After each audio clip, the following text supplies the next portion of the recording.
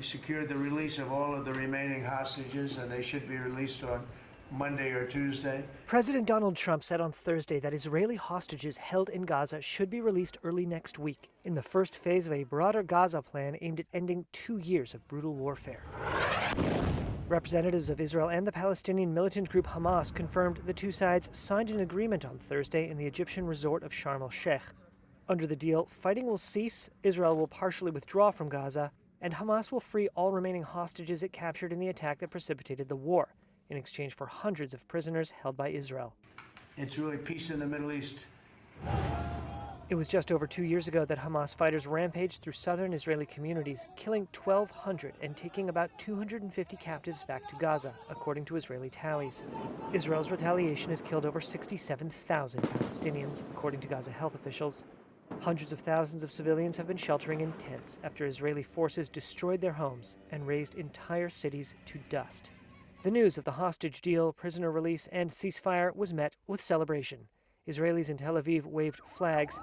Emergency service personnel in Gaza City flashed victory signs at the prospect of an end to the conflict. Fleets of trucks carrying food and medical aid would be allowed to surge into Gaza after months of famine and starvation. The accord, if fully implemented, would bring the two sides closer than any previous effort to halt a war that has erupted into a regional conflict, drawing in Iran, Yemen, and Lebanon, and deepening Israel's international isolation. But that isolation may have played a role in why Prime Minister Benjamin Netanyahu ultimately accepted Trump's terms.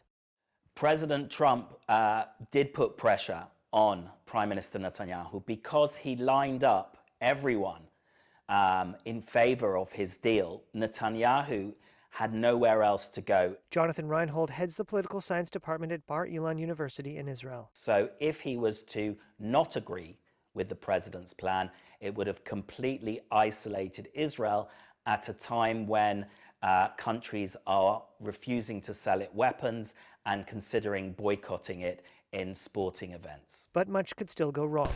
Even after the deal was signed, a Palestinian source said the list of Palestinians to be released by Israel had yet to be finalized.